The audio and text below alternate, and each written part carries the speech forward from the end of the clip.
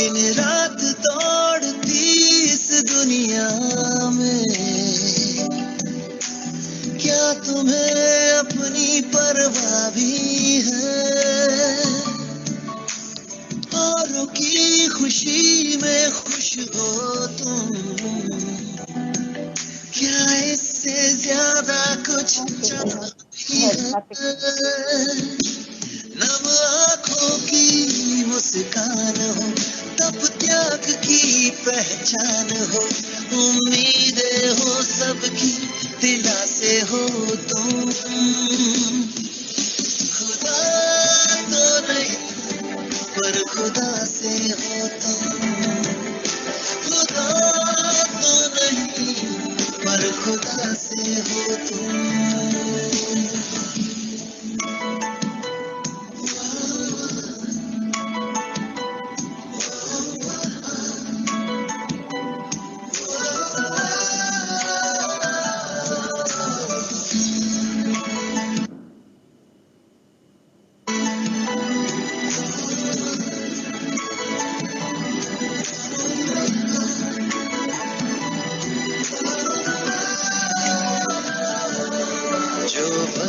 तुम्हारा हिस्सा था शायद पल उसका जिया नहीं,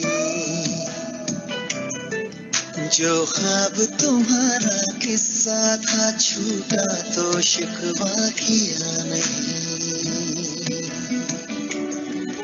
तुमने ही दी रिश्तों को धड़कने, तुमने ही की हर सभी उलझने, हर नफ्स की रफ्तार तुम, हमदर्द लगे हर बार तुम, ज़मीं के फरिश्ते दुआ से हो तुम। खुदा तो नहीं पर खुदा से हो तुम, खुदा तो नहीं पर खुदा से हो तुम, खुदा तो नहीं पर खुदा से हो तुम। To this 10th webinar of Indian Society for Veterinary Surgery. As we all know, dogs are often called as man's best friend and are domesticated as companion animals. But some brachycephalic breeds often suffers with respiratory problems, especially when they are handled during diagnostic and surgical interventions. Dr. Mala Shammi is working as a professor in the Department of Veterinary Surgery and Radiology, Madras Veterinary College, TANUVAS, Chennai, having considerable experience for handling these brachycephalic syndromes in dogs and their management. So I request Dr. Mala to deliver or share his experiences through this webinar on holistic approach to brachycephalic syndrome in dogs. Dr. Mala, please.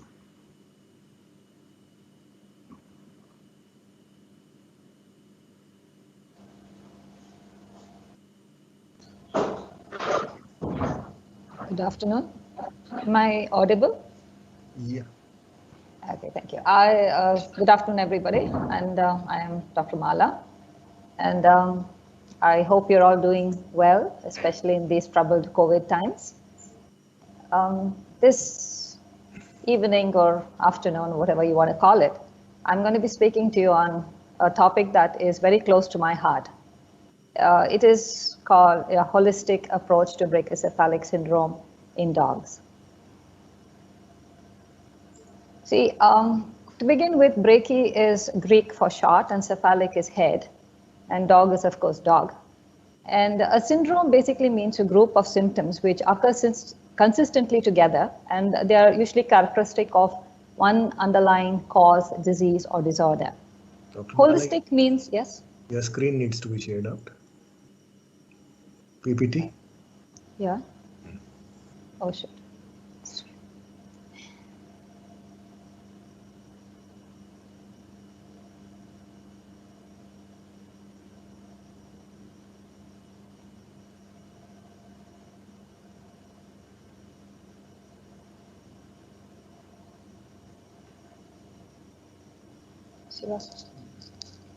Should I go to slide share? Slide share.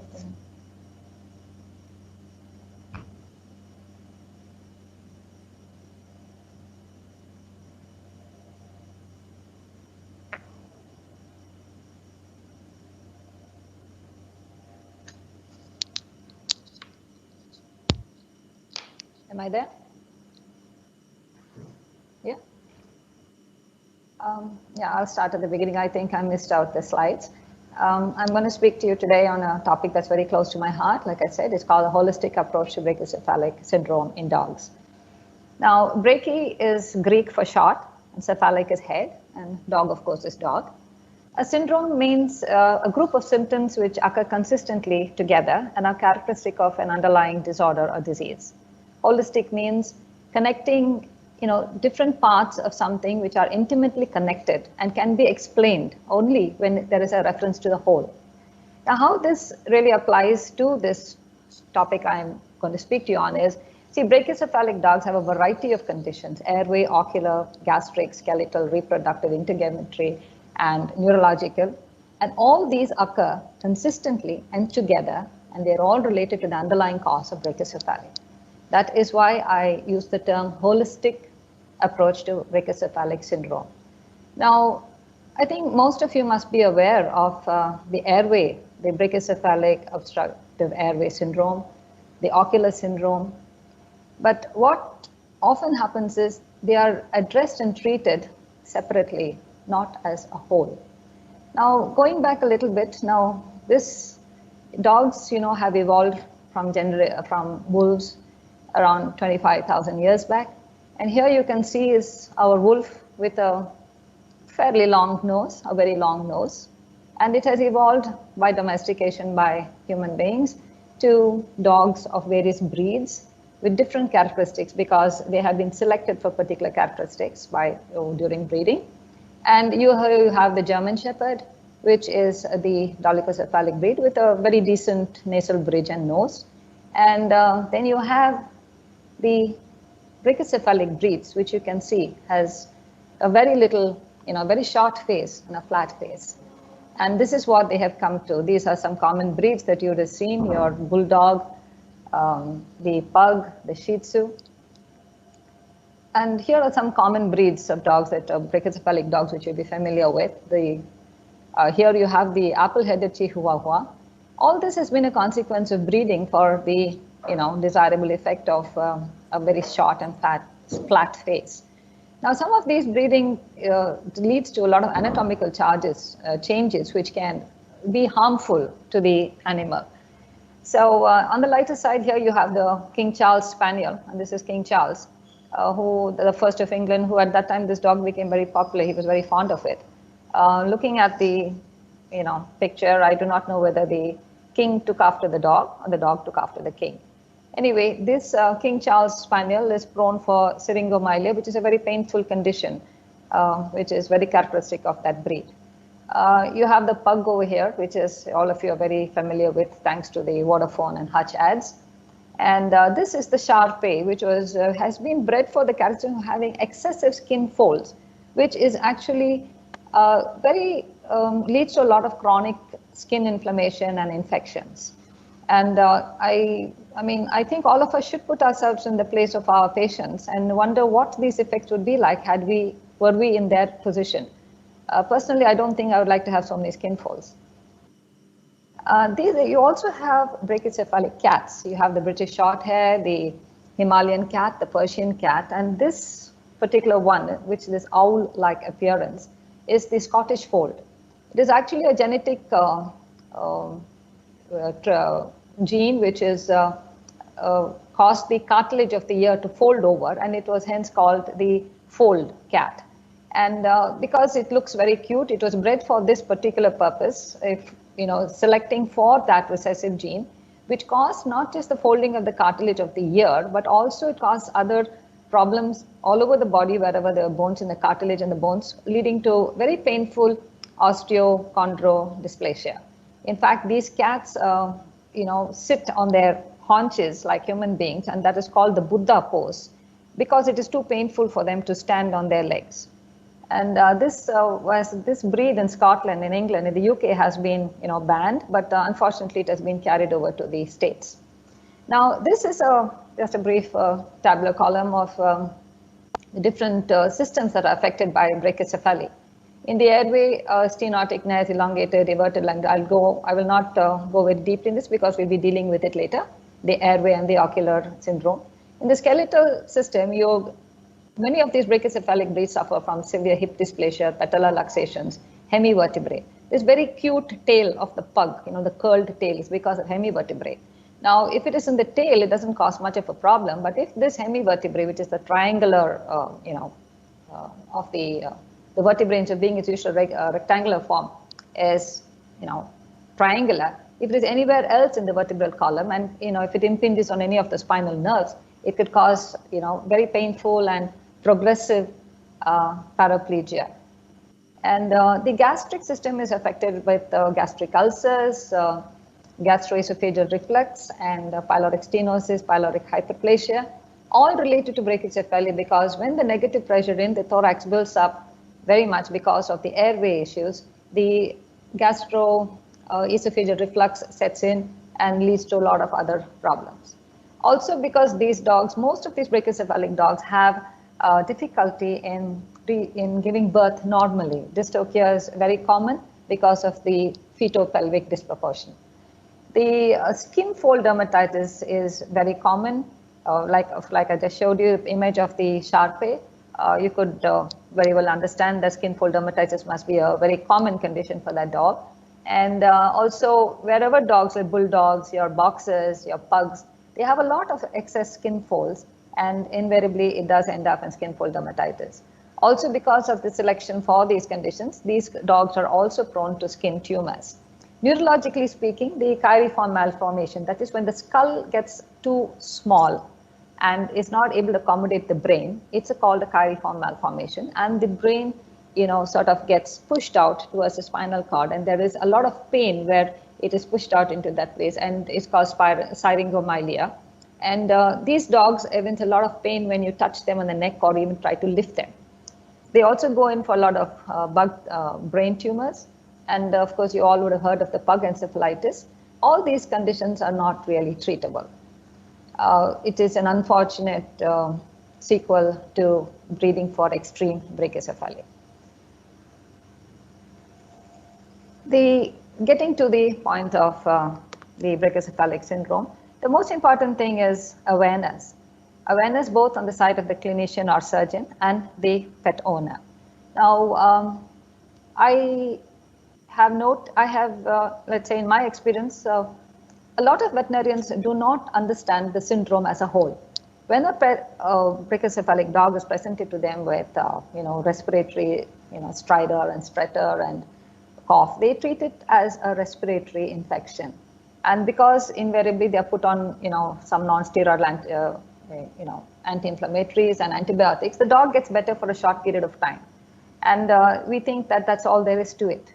First thing, we must be aware that any brachycephalic dog, 90% of them are likely to have brachycephalic syndrome problems. And there is nothing about the breathing of the dog which is not quiet, can be considered normal. Most dogs, brachycephalic dogs, breathe like that it's normal. We have to get it across to them that it is not normal. See, when I speak of brachycephalic dogs, I would, most probably be keeping only the pug in mind and talking, because the pug is overrepresented in Chennai, and I think all over India too. But in Chennai particularly, there are very few other brachycephalic dogs that come in with such severe problems. But the pug is a dog that has problems from the tip of the nose to the tip of the tail. After the awareness part of it, from both the clinicians and surgeons side and from the owner's side, the identification of the problem as to basically what is the issue and what system is affected most severely. And after that, the stabilization of the animal. There is no point in rushing off to treatment without stabilizing the animal, because respiratory issues, obviously, are a great risk to life. Then you need a detailed general examination. Here again, I emphasize that the general examination, should be from the tip of the nose to the tip of the tail, not just what the owner says the problem is, because they are not aware. To make the owner aware, another thing that I would like to say is either we could have pamphlets with the information printed out for their benefit, or you could tell them to refer to Google it, because it gives them a lot of owner information in a way that they can understand, rather than listening to us in that short period that they visit us at our hospital or OP or whatever. Then after that examination comes the diagnosis, the treatment, of course, surgical. And very often when you say surgery to a person, a lot of people take a step back. I mean, anybody would. Their first question would be, is there no way that we can manage this medically? So we should never, push them into surgery for many reasons.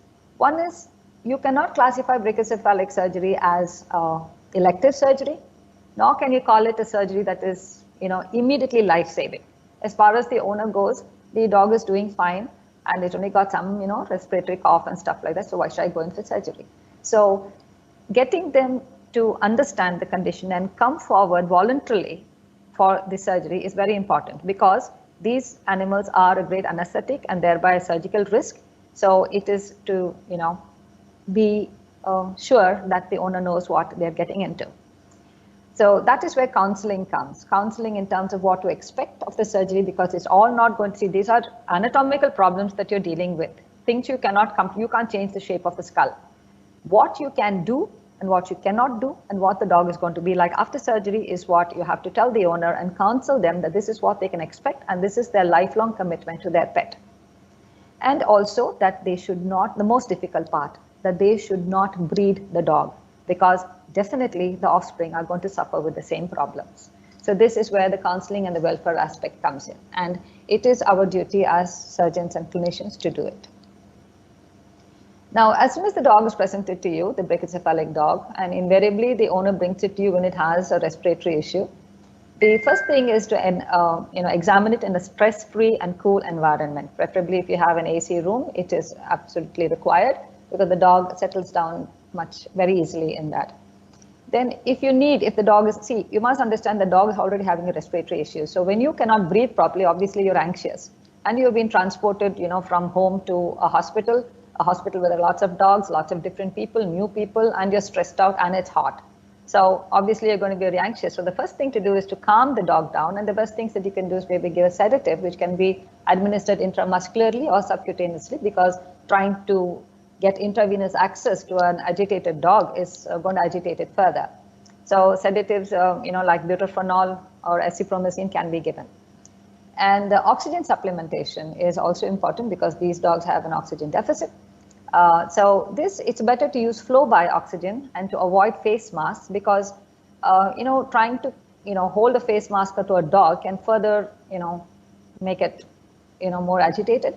And also depending on the size of the mask and the type of the mask and the size of the dog's face, that you could be causing, corneal abrasions and injuries in that case. So flow by oxygen is quite good. Nebulization can also be done using epinephrine, salbutamol, or inhalant corticosteroids, ICS, and antibiotics. Nebulization, as you all know, delivers the required drug in a fine, spray, so that it can be absorbed easily and goes directly into the lungs and is absorbed. The absorption is much faster and easier. Relief is almost immediate. And especially when you're using corticosteroids, you can avoid the side effects of the systemic side effects. And the only thing about nebulization is, again, the delivering the drug is because the dogs sometimes keep moving their head side to side, and you're at a loss sometimes whether to force them to take the nebulization or not. But usually once they start inhaling it and the condition sort of gets a little resolved, they do cooperate. Then as soon as the dog is sedated and calmer, it is good to establish an IV line as soon as possible with an Venflon catheter, because you need frequent access to the IV line. And like I said, the most important thing over here is to stabilize. There is no need to go rushing off to do diagnostics and collect bloods and it for X-rays, etc. The symptoms are good enough for a tentative diagnosis. And when everybody has calmed down, the dog and the owner, it is important to explain to the owner what exactly this brachycephalic syndrome means. The owner has a right to information, which often, as professionals, sometimes we think like, why is he asking so many questions? But I think we should give him all the answers. We should explain to him that it is hereditary, that it is not normal. And like I said again, the emphasis should be on airway obstruction management immediately. And the next thing is vision.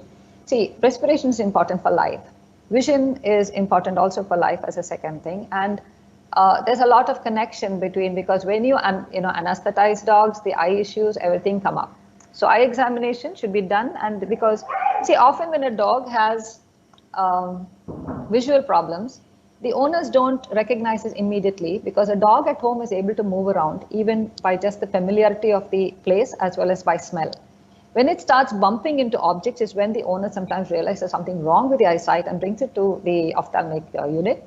And by the time, sometimes it is too late to correct the problem. So an eye examination, whether the owner says there is a visual deficit or not, it is important to make the examination so that you can identify problems early and you can prevent blindness. The diagnostics are the routine blood gas analysis. In the case of brachycephalic dogs which have chronic hypoxia, you would find an increased PCO2 and a decreased PO2.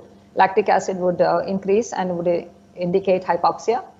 And the routine hematology, you will find an increased PCV because hypoxia stimulates the production of RBCs, and hypercoagulability also. This hypercoagulability is reversible once the oxygen deficit is corrected. X-rays, CT, ultrasound, endoscopy, all the standard diagnostics can be done, but unfortunately, in the case of brachycephalic dogs, it can be done best only under general anesthesia. To take an X-ray of elongated soft palate, you need to stretch the neck out and make the dog lie on its lateral position and take it, which is very difficult, especially if you're handling pugs, because they have absolutely no neck, no place to hold them. And when you make a dog lie down on an X-ray table, they get a little upset. So, and a CT for animals, requires very heavy sedation or at the best general anesthesia. Ultrasound is just, I think, of academic interest. And endoscopy again requires heavy sedation and general anesthesia. And as it is all known that brachycephalic breeds are an anesthetic risk. So like I said, the symptoms should give you a very good guidance as to what exactly you're dealing with.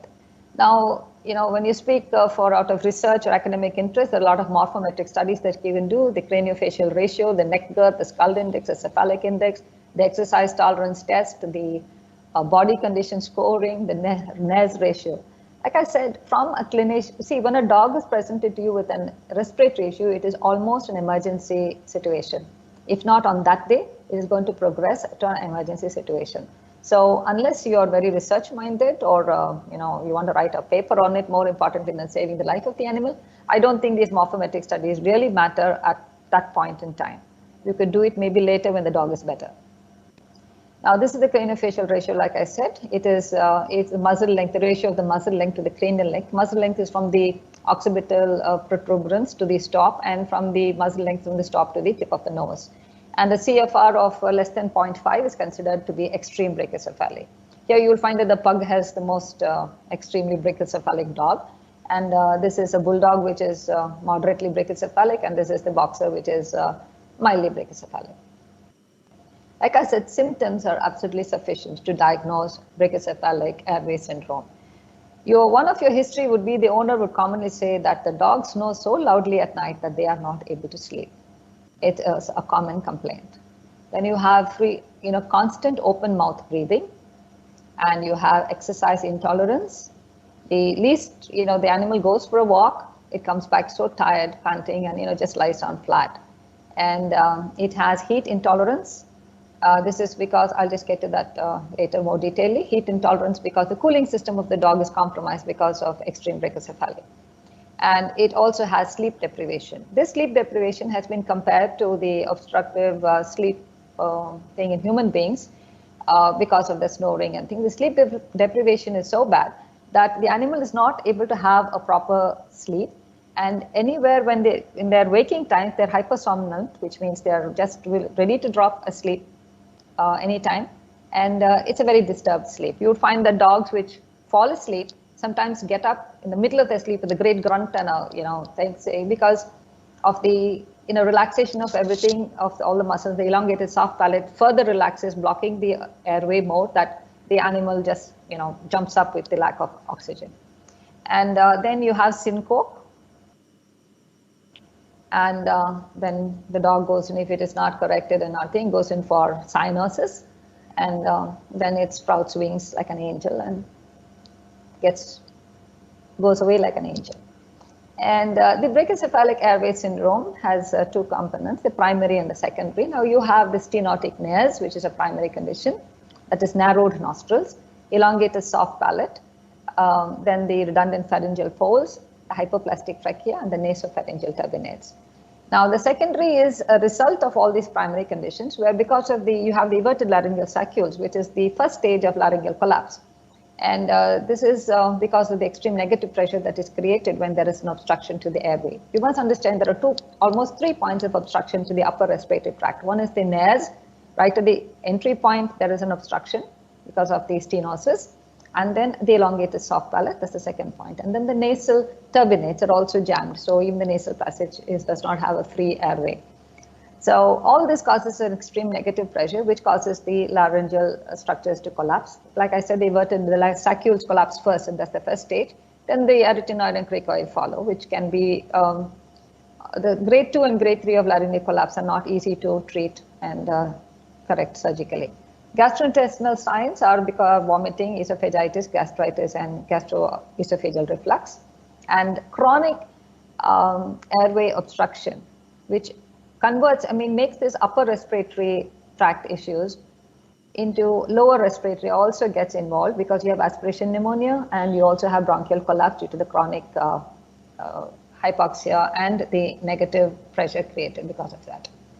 Now this is an image of the stenotic nares. You can appreciate for yourself the normal nares, how open and free they are as compared to a brachycephalic breed where there is so much of stenosis. Now, what happens over here is you can just see the line drawings and anatomical structure, where this is the normal nare and you have the passageway, and this cartilage, the alar cartilage, collapses inwards in the case of stenotic nare in brachycephalic breeds. Now, diagnosis, again, like I said, is you have a Cambridge, the Cambridge University is doing a lot of work on this brachycephalic obstructive airway syndrome. I mean, it's amazing the things they're doing. And they have set a lot of standards, and as per their thing, you have a classification of open nostrils, mildly stenotic, moderately stenotic, and severely stenotic. Now, they also have gone into the movement after the exercise tolerance test. An exercise tolerance test is making the dog trot for 3 minutes or 6 minutes. And I think 3 minutes is sufficient because 6 minutes is something that neither dog nor owner can withstand.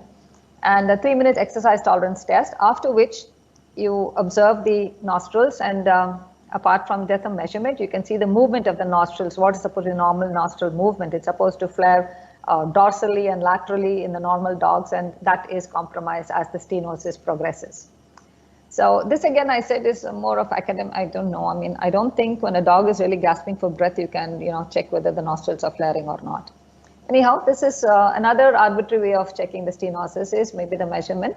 In a normal dog, the airway should be more than 1/3 the measurement of the entire muzzle.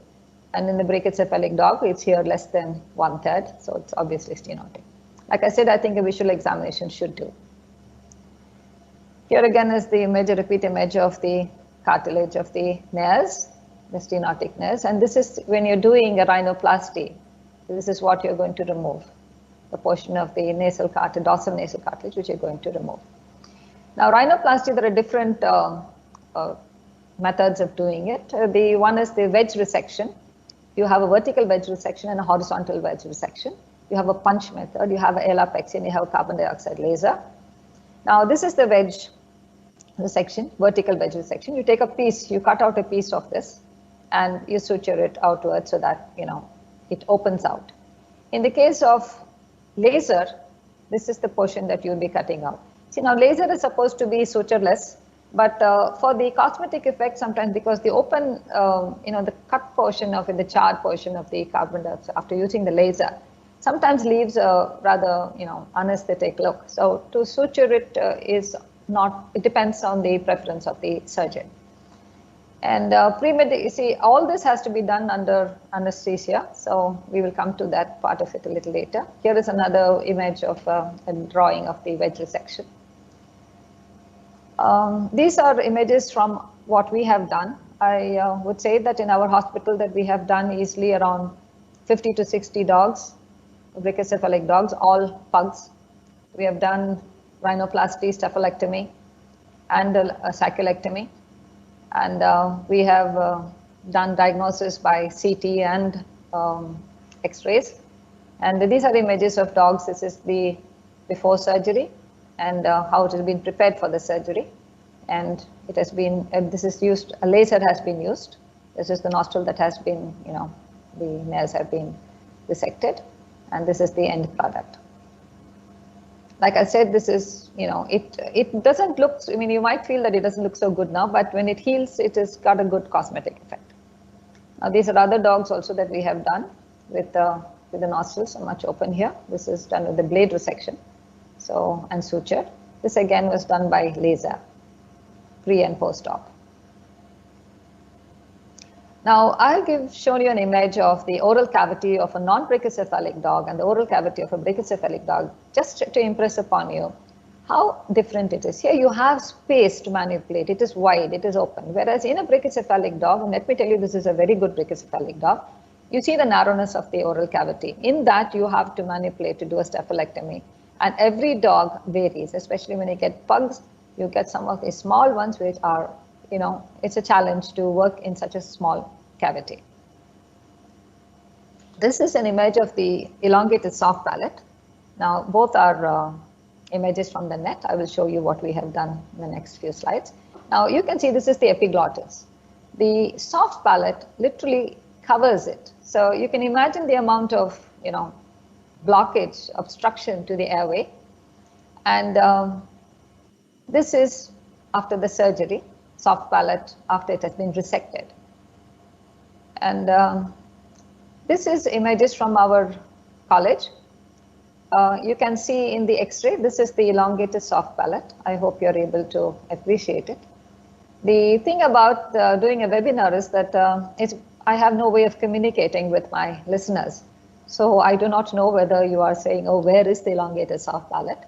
I can't see it or whatever, but that's why I said I hope you can see it. It is here. You can see the red arrow, which is the elongated soft palate. This is a pug. And the same dog has been a CT image after anesthesia as an extension. This is the elongated soft palate. CT gives you a world of information, which is very, very informative and very helpful. But unfortunately, the cost factors and only institutions can afford to have a CT scan. But I think things are developing otherwise in private field also. Now, this is the stills of the cut-ins to the traditional method of doing a staphylectomy. See, you apply this. This is the elongated soft palate. 3 stay sutures are applied to pull it out rostrally, and then it is cut with scissor. You can see it after it has been cut, the cut edge, and then it is sutured in this thing. When you suture it, it is important to include both the mucosal membranes, that is the oral and the buccal, so that there is not an opening or thing of the cut edge, which would cause further obstruction even after healing. This is the sutured and final stretched product. This is the final image. I unfortunately don't have a very lengthy video of the suturing. This is how it is. I just have the end part of it. So the suturing is done this way. You use a 4-0 suture material, swagged on. And this is staphylectomy using a laser, carbon dioxide laser. I hope the audios are not visible to you. See, first you mark the place where with the laser, so where you're going to cut with a low voltage, say around 3 or 4, max 5. It will just leave you a mark there, so you know that is the guideline for you. Staphylectomy is done. You might your question would be, how much of the elongated soft palate should I resect? Now the thing is, the standard is up to midway to the tonsillar crypt. Okay, you identify the midway to the end. At that point, at that level, you resect the elongated soft palate.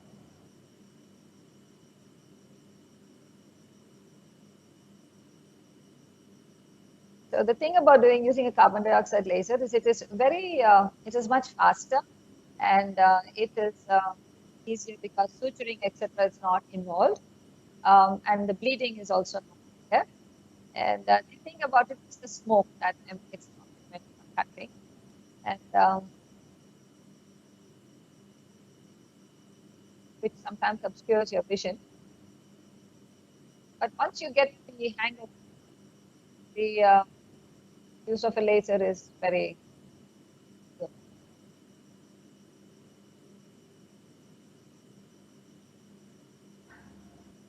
There is one of the newest techniques of the soft palate, the section of the soft palate, the staphylectomy, is the folded flap palatoplasty. Now, it has been found that it is not only the length of the elongated soft palate that causes the obstruction to the airway, but it is also the thickness. Now, so there is a technique whereby you, remove the mucosa, the palatine muscles, etc., from between the two mucosal edges, and you fold it over to reduce the length and suture it.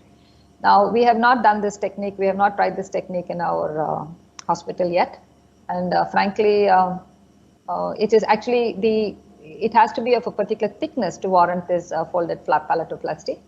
A thickness of more than 1 centimeter is indicative, you can use this FFP. But like I said, we have not yet tried it in our institution. Now, these are soft palate images of dog that we did, the CT images. And this is, you can appreciate the elongated soft palate here, absolutely blocking the airway. And this is after the surgery when the CT image is taken again. You can see the patent airway over here.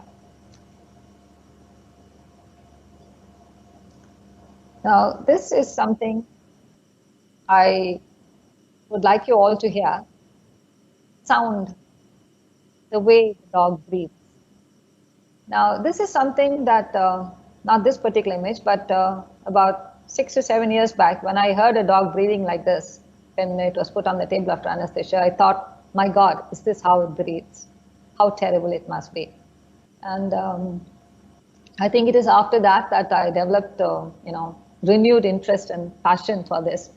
That anywhere I go, I see a brachycephalic dog, I tell the owner, man, look out, this is whatever your problems are, please do come to the hospital. It may sound a little crazy, but I think that kind of commitment is important if you want to get the awareness across and do something for these dogs. I mean, just listen to it again.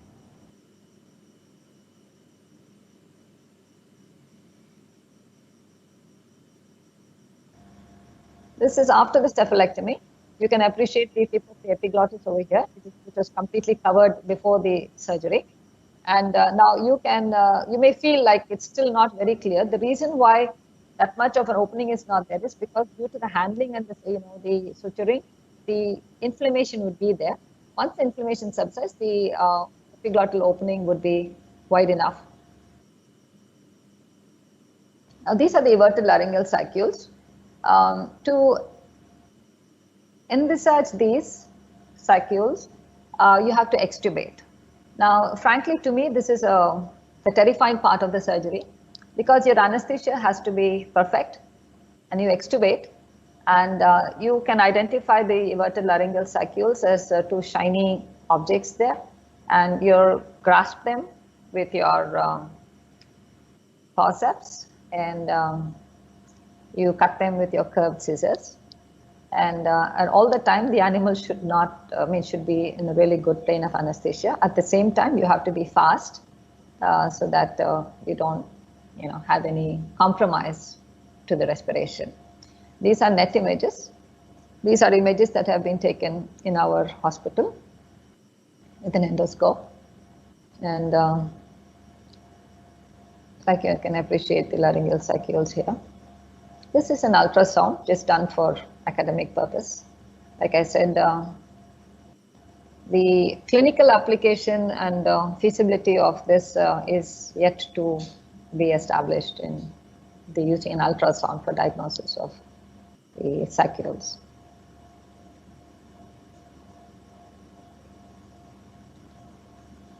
You see, when you are going to do an ultrasound, whatever diagnostics you're going to do, any imaging diagnostics you're going to do, all require the animal to be under sedation or deep sedation or anesthesia. Because a dog that is compromised respiratorily, if you're going to put it on its back and extend its neck and try to do an ultrasound, I don't think it's going to do much for the welfare of the life of the animal. So how to get this done is probably only when it is anesthetized. And to anesthetize it, you need to be sure that it does have a respiratory issue. So normally, because anesthesia is a risk for these animals, it is advised that you do the diagnostics under the anesthesia and do the surgery under the same anesthetic episode. For this, the owner should be completely informed and understand what he's going through. And because recently I was asked a question by an owner when I said that your dog has an elongated soft palate. I mean, the owner didn't ask me, but when she went home, her mother, who must be quite old, said, how do they know that there is an elongated soft palate inside? So it is difficult to explain to the owner that the very symptoms are sufficient for us to arrive at the diagnosis. And when we anesthetize the dog for surgery, because obviously the owner is going to agree to the surgery only when they know that an elongated soft palate is there, but they cannot see it, and according to them, we have not seen it. So we have to tell them that it will be seen under anesthesia, and obviously if there is no elongated soft palate, we can't cut it. So these are the things that you need to get across, because I was quite surprised that an elderly lady asked a question that how do they know that there's an elongated soft palate? So these are the difficulties that sometimes you encounter when you're trying to get these dogs in for surgery. And this is the positioning that is done for the surgeries, or whether it's the elongated soft palate. The dog has to be suspended. Okay, the maxilla is suspended, and you use a mouth gag, and so that you have a free. There should be no pressure on the trachea or pressing down there, and the tongue is moved out of the way rostrally for a clear view of the soft palate. Now, hypoplastic trachea is another condition whereby the trachea is narrower in diameter than normal, and obviously the symptoms should be the same, like respiratory distress, aspiration pneumonia, so on and so forth. But actually there are two different ways in which you can measure the trachea. One is the ratio from the tracheal diameter to the tracheal diameter to the thoracic inlet diameter. And the thing is, no gold standard has been established as to where exactly the trachea is to be measured. Some people have taken then taken an average of the tracheal diameter and compared it to the thoracic inlet. That is one method. The other is the tracheal diameter to the width of the third rib, 3 times the third rib, the width of the third rib. Now, there has been no standard established as yet, and the recent study found that both of these measures for hypoplastic trachea were not very reliable.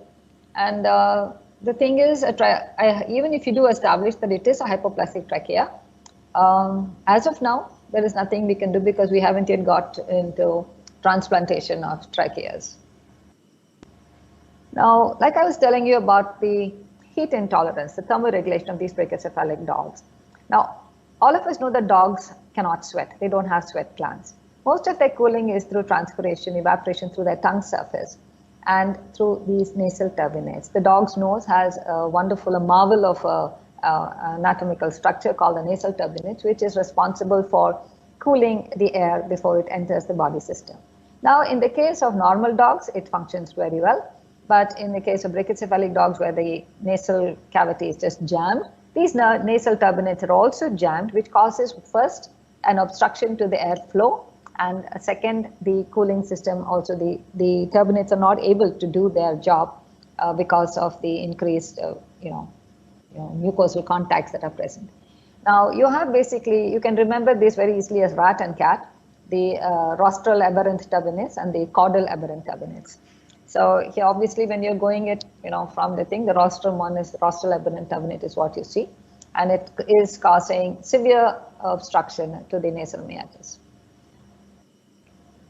Now, these are images taken from, our dogs over here at our surgery theater, and you see the increased mucosal contact points, and the surgery for this is. Again, more pictures, endoscopic pictures, rhinoscopic pictures. The surgery for this is laser-assisted turbinectomy. Now, I am told that in human beings, they do turbinectomy with, bipolar devices, monopolar devices, etc. But in dogs, it has been reported, but the preferred thing would be the laser-assisted turbinectomy. And this is usually for dogs that, see, we have not done it here. It is not commonly practiced. And in other countries, they have started doing it, whereby the turbinates are removed, the turbinectomy is done to clear the nasal passage. Now, these are images before and after. You can see the nasal turbinates here, aberrant nasal turbinates, which have been removed by the turbinectomy after the late laser-assisted turbinectomy. You have a better image over here. We can see the CT image of aberrant turbinates before and after. This is, so you can see it over here, the cross-sectional view. Like I said, CT gives you a world of wonderful information. More images. You find commonly in the brachycephalic dogs and in pugs, we have found that all the dogs that we took CT images for, you have a deviated nasal septum, which again causes further, apart from the aberrant turbinates, the deviated septum causes more problems, more obstruction, and also is difficult. We assume that because we have not yet done a turbinectomy, though we were trying very much to get to that point, the nasal septum deviation would cause a little bit of concern when we are doing a turbinectomy. Now, medical management, see, often, like I told you, when you tell us, an owner, a pet owner, that your dog needs to go in for surgery, the first question is, doctor, is there not something that we can give medicines and make it all right? So till they accept the fact, come to terms with the fact that surgery is the only option for a better quality of life for their dog, we have to manage the dog. Now, you can give them antitussives, antibiotics to prevent for any secondary bacterial infection due to the aspiration, pneumonia, etc., bronchodilators to make breathing a little more easy, and steroids, corticosteroids. Now, you see, like I said, the sedation is with acepromazine or with buterphenol. And see, we commonly put them on an antibiotic, a broad spectrum antibiotic, and corticosteroid, because this reduces, there's nothing like a corticosteroid to reduce inflammation. As to systemic effects, etc., we will think about later, because first let the dog breathe, then we'll think of the other systems. And so we put them on a week for it, and after doing the diagnostics, we usually fix the surgery. Now, we have come to the next part of the syndrome, the ocular syndrome, which again, you people must be very quite familiar with. Now, the first thing is the examination of the eye. Like obviously, see, there are n number of conditions with the eye. You have exophthalmos, you have a shallow orbit because of the exophthalmos. You have a macropalpebral fissure, which means the eyelids are bigger. The fissure, the palpebral fissure is bigger than it should be, and the eyelids cannot close fully. So you have lagophthalmos, which means the eyelids, when they don't close fully, even when the dog is in sleep, there is a small portion which is open, and that starts as a focal point for ulceration, corneal ulceration. And the thing is, when there is exophthalmos, though it looks so cute, I mean, such big eyes and all that kind of stuff, but the animal, it is a lot of drying, the corneal drying is there. So you start going in for ulceration, opacities, and the cornea is also less innervated. So very often you find that these brachycephalic dogs with exophthalmos have injuries to the eye which they do not react with because they do not feel it, because the innervation is so less. So these are the problems with the exophthalmos. Then you have epiphora, because see, one of the commonest things is you have this nasal fold trichiasis. When the nasal folds, it looks so wrinkly and so cute and all that kind of stuff, but the nasal fold touches the eye, the cornea, and causes nasal fold trichiasis. And there is a medial entropion. Almost every pug that I have seen has a medial entropion, and that also causes trichiasis. And when there is an inward median entropion, is the inward curling of the median lower eyelid, median aspect of the lower eyelid. The lacrimal duct outflow is blocked, and so you have the epiphora. So the thing is, there is also dry eye again because of the exophthalmos.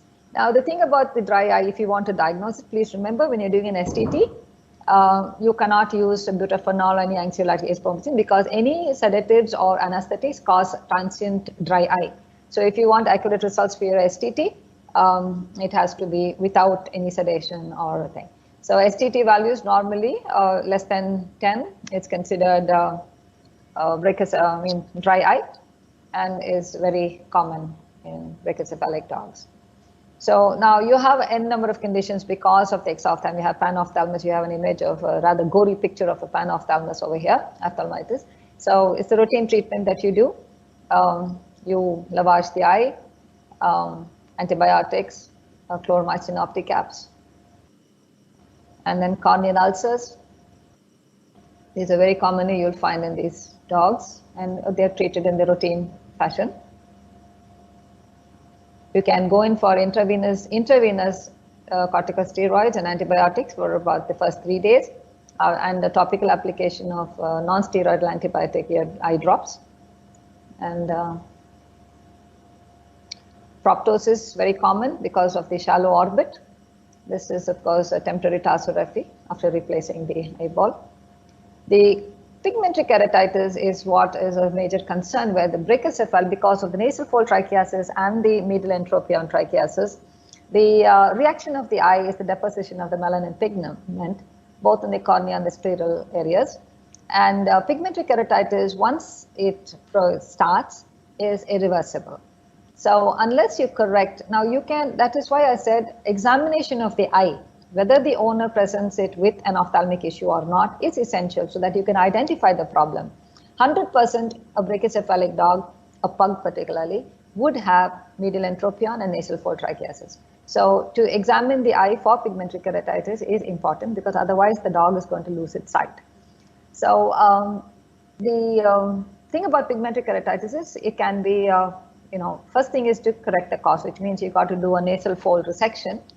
Sometimes if the entropion is fairly mild, the nasal fold resection itself would cause the outward, opening of the curled in eyelid and might resolve the problem. Otherwise, you would have to go in for a median entropion canthoplasty after that. You can maybe appreciate the pigmentary keratitis and the inward, rolling of the eyelid in the medial aspect over here. And this is the nasal fold, which, especially at certain angles, when the dog turns its face, rolls its eyes, it is bound to come in contact with the nasal fold. This is a dog which nasal fold resection has been done. This is before surgery. You can see the nasal folds, how thick and big they are. And this has been resected. After which it is not a very difficult surgery. It is fairly simple. You can use scissors rather than a PP blade, because the bleeding would be less because the crushing action of the scissors, and then you suture it with simple continuous. And this is the dog after the surgery. I see a lot of people have cosmetic issues. They get a little worried when they're told that their dog is going to look a little different, minus a few wrinkles. But I think it looks pretty good. And what's more important is eyesight over looks. This is another dog. You find the area that has been marked over here for the section. And this is post-operatively. You can see now how much clearer it is. The eye is, free of the nasal fold. Another image. I think you can really make this out, the inward folding of the rolling of the eyelid and the ulceration that is starting. The treatment for this pigmentary, to avoid this pigmentary keratitis, one of the things is the nasal fold resection, the medial entropion. There's a technique called the Hotz-Celsus technique for the median entropion, median canthoplasty. And when the pigmentary keratitis has when the corneal thickness is too much because of the keratitis, you can use cryosurgery for this. It is done in 2 or 3 settings, and whereby it is, the cryosurgery, it removes the keratinized layer or the melanized, the pigmented melanin layer. And generally speaking, keratitis is not reversible. Pigmentary keratitis is not reversible. But with cryosurgery, there are chances that it can resolve, and there could be restoration of sight. And this is an image where the medial the entropion canthoplasty and the nasal fold resection has been done in the post surgical healing time. Also, it is when a dog is presented to you with a brachycephalic dog, on a routine basis, lifelong treatment with lubricants, and in the case of pigmentary keratitis, definitely with cyclosporin drop or ointments or tacrolimus. These are the vertebral abnormalities that you find. I told you the skeletal system is also involved. You have scoliosis in these dogs, and these can be very crippling deformities. This is the hemivertebrae, the triangular shape, as opposed to the normal shape of the vertebrae. You have scoliosis, you have hemivertebrae, you name it, it's there. Now, anesthesia in these dogs is very important, quite a high risk. And the important thing about it is to handle the animal as less as you can, to keep the animal calm. The first thing is, like I said, in a stress-free, cool environment. And just before the anesthesia, you pre-oxygenate it for 3 minutes without stressing the animal. Avoid using face masks, better to use flow by oxygen. And once the animal is sedated with butorphanol or acepromazine, as the case may be, please remember that boxers are sensitive to acepromazine and should be given in much lower doses, or another sedative can be used, like butorphanol. Then you secure the IV line with the Ventron catheter, because obviously you're going to need to have access to the IV line. Induction is normally with propofol, and intubation is of importance. See, once the dog is induced with propofol, you have to intubate immediately. You should have varying sizes of endotracheal tubes, because what you see outside in a brachycephalic dog is not necessarily what you find inside. You find sometimes a peculiarly narrow, epiglottis and trachea. So you have to be prepared with 2 or 3 sizes of endotracheal tubes. GA is, of course, maintained with isoflurane around 2% to 2.5. Now, the thing about the whole thing is, in any surgery, it is necessary to have everything ready, to have a checklist, and have an SOP to follow strictly, and particularly in dogs which are with, normally it's their normal is, the abnormal normal is respiratory compromise. Everything should be ready so that it can be done efficiently without much gap. And once the animal is on isoflurane and oxygen, it is fairly safe. Now, the question asked often is brachycephalic, are all brachycephalic dogs having the brachycephalic syndrome, airway syndrome? In Chennai, all pugs, I have not seen a normal pug. And as to world over, I would not know, I would not be the competent authority to comment on that, but not necessarily that all dogs, brachycephalic dogs, have the airway syndrome, but they will have it to some degree, because whatever said and done, the face is flattened and shortened, and the nasal passages are shortened. So whether they have all the components of the airway syndrome or the ocular syndrome, it depends on the individual and to the extent of the brachycephaly, but some of it is bound to be there. And to have a constant check on these and to check out the severity of these problems is important. And like I said, the awareness, both for the pet owner and the doctor, the clinician or the surgeon, is essential so that we know what to anticipate. The next thing is how young should you treat these patients? Obviously, any condition, when it is addressed and taken care of when it is in the beginning stage, would have a better prognosis. So, the longer you leave it, it's going to get more difficult. Chronic hypoxia is going to cause a lot of other changes in these systems, which could make more problematic issues for surgery, because it is not a static condition. It keeps on progressing. We have done surgeries here into as young as 6 months old, and both of them, I'm glad to say, are doing quite well. And like I said, why treat young patients who are doing well? Because see, when a puppy is there, the fact that it is young and full of life would maybe cover up a lot of its anatomical defects. because also they have not progressed to that extent. But the changes will keep on, like I said, if it's going to anatomical changes progress towards complete laryngeal obstruction, it's going to be very difficult to treat. And if they are not aware and the patient is not treated earlier, heat and exercise or intolerance can lead to, especially in the summer months or in high humid conditions, can be very dangerous and can even lead to the collapse of the pet. The anesthetic risk, of course, increases as the condition worsens, the chronicity of the condition. And the noisy breathing, it's funny to say that the noisy breathing can be disturbing to the owner, but seriously, a lot of owners have come and said that we're not able to sleep because of the dog. So, and also chronic hypoxia has various other effects on cardiac, right-sided heart failure and pulmonary hypertension. What's important is management of the dog. First thing is awareness, then maintaining the animal in a stress-free condition, like at home, preferably in the summer months, keeping it in an air-conditioned or at least a well-ventilated area, not taking it for too many long walks or making it run and, exciting the dog too much. Never ever use a choke chain on a brachycephalic dog. Not just a brachycephalic dog, never use a choke chain on any dog. It is not required. Okay. A dog cannot be controlled by choking it to death. And so, especially in the dogs, no choke chains, no collars even, because there is pressure on the trachea, which could lead to a collapse, tracheal collapse and dog collapse ultimately. So a body harness would be ideal in the case of brachycephalic dogs.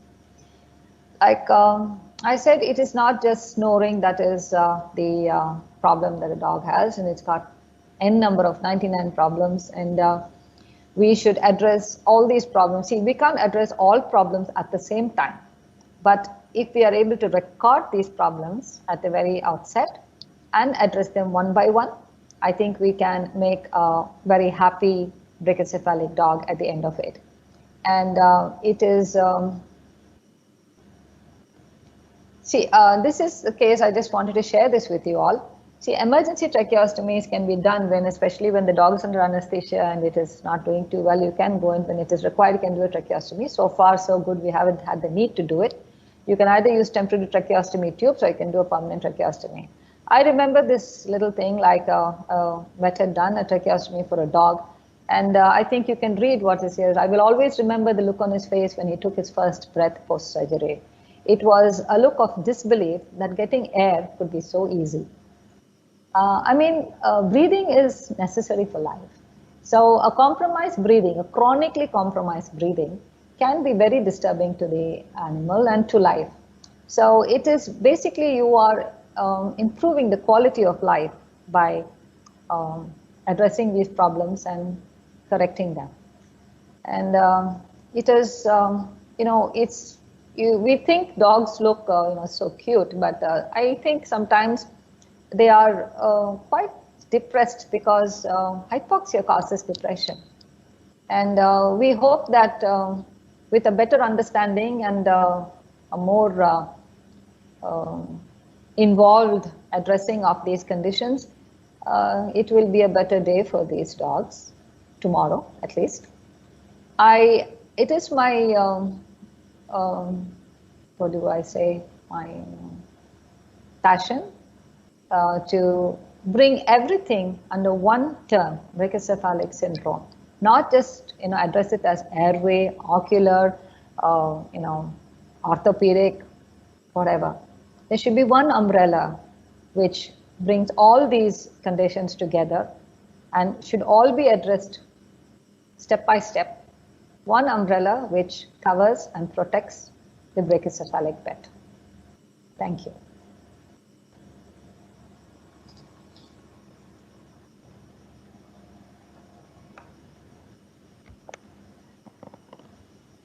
Thank you very much, ma'am. Ma'am, we'll start with the question and answer session. The first question is, are this procedure ethical? Yes, these procedures are ethical because they are actually the breeding that caused these conditions is what is unethical. And the surgeries are all towards giving towards a welfare aspect to provide a better quality of life, to clear an obstructed airway is perfectly ethical. It is ethical, even legally.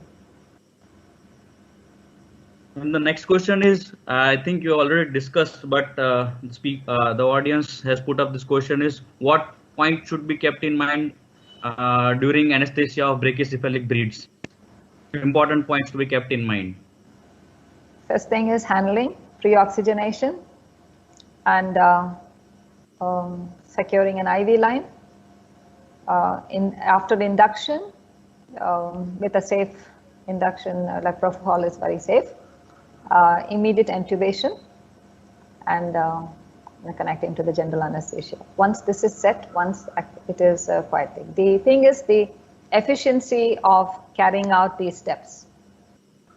Of course, I don't think it is necessary for me to mention that the pre-operative checkup to see that all blood parameters, etc., are normal is essential, so that you know your dog is fit for anesthesia. And once the anesthesia, you're going in for anesthesia, these are the things that you have to do. The main thing is not the, we already, I used to have this in my mind, this preconceived notion that, oh, it's very difficult to anesthetize a brachycephalic dog. It's not. We shouldn't panic. That's the first thing, is not to panic. If I may mention it over here, I learned this from Dr. L. Nagarajan, who is, I think, quite well known as a surgeon. I realized that there is no point in panicking when it comes to anesthesia. You need to do whatever you have to do calmly, step by step, with reasonable speed. So I think panic often causes things, so don't panic when you're anesthetizing and just follow the protocol. Thank you, ma'am. The next question is also related to anesthesia. Is it safe to perform C-section in pugs without ET tube? Anesthesia, even if it is intravenous anesthesia, I don't think it is safe to do any surgery without an endotracheal tube, because it is important that you have access to the airway in case of any emergencies. And particularly in brachycephalic breeds, it would be difficult. I'm sure somebody would be there to say, no, I've done it. Well, good luck. The next question is also related to ET tube, ma'am. Mm-hmm. The question asked is, what is the common size of ET tube used for brachycephalic breed? It depends on the breed, the brachycephalic. You have boxers, you have, and you have pugs, and you have chihuahuas. It's the normal, size of as per the body weight that you go in for the only thing is have, if you need, as per the body weight, if it is size number 6 that you need, have 7 and have 5 and 4, so that, like I said, once you open the mouth of the brachycephalic breed, the narrowing, because of the anatomical abnormalities, you could find that you need a smaller tube.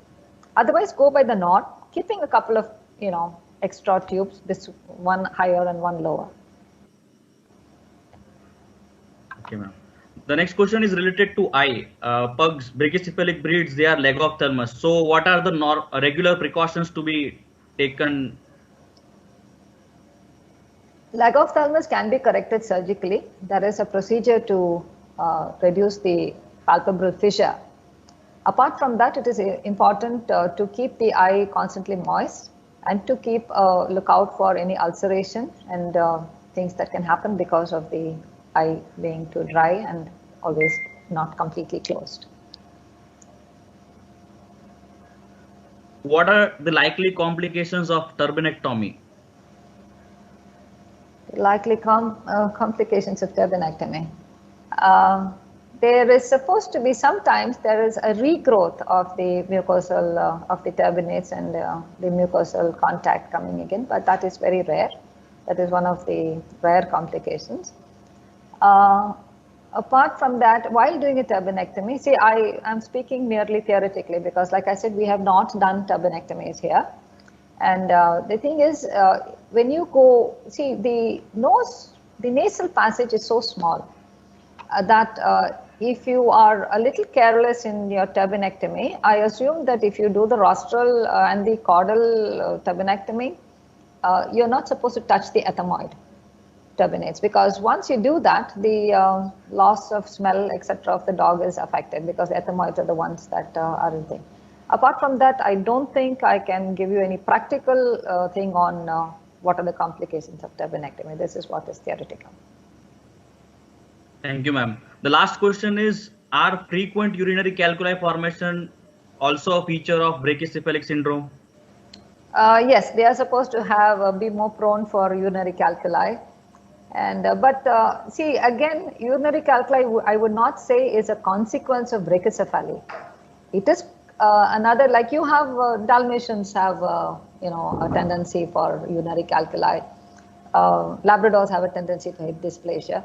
These are common conditions. Even the brachycephalic breeds have, because you know the breeding, the anatomical things include even the skeletal system. But I wouldn't say that urinary calculi is a consequence of brachycephaly.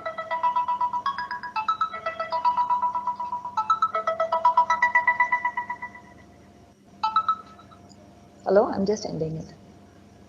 I'm just ending it. A few minutes more. Hello. Hello, anything? Yes, ma'am.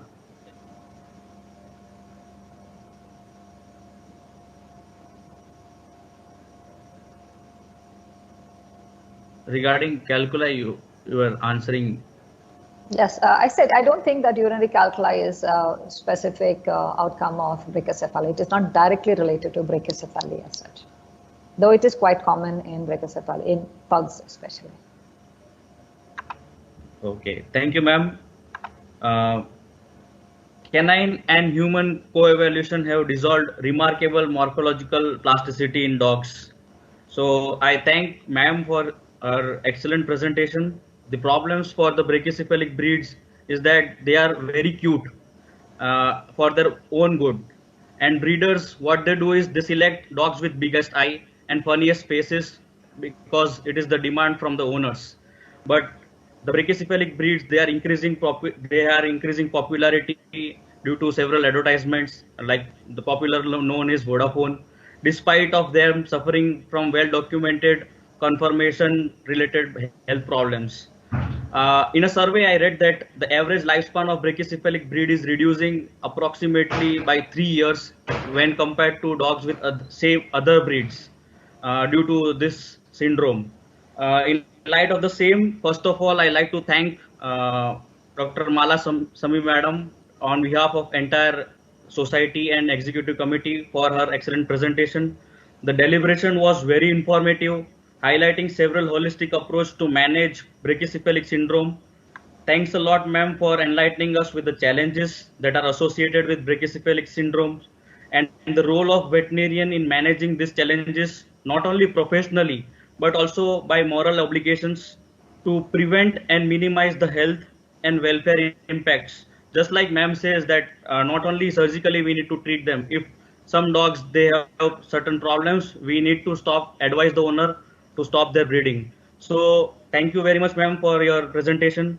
Further, I would like to thank Dr. Simrat Sagar Singh sir and Dr. Deepak Patil sir for their constant support and guidance for the smooth conduct of the webinar. I would also like to thank knowledge partner Intas Animal Health for providing us the platform for conducting the webinar. Dr. Nitin Bhatia sir, thank you. I would like to thank Dr. Deepak Tiwari sir and Dr. Neelesh Sindhu sir from LUVAS for all their support and technical support. Last but not the least, I'd like to thank the participants for being such a wonderful audience and their patience listening. Thank you. Thank you very much. Thank you all very much for giving me this opportunity. I hope I was able to impart some information. Thank you so much. Thank all of you.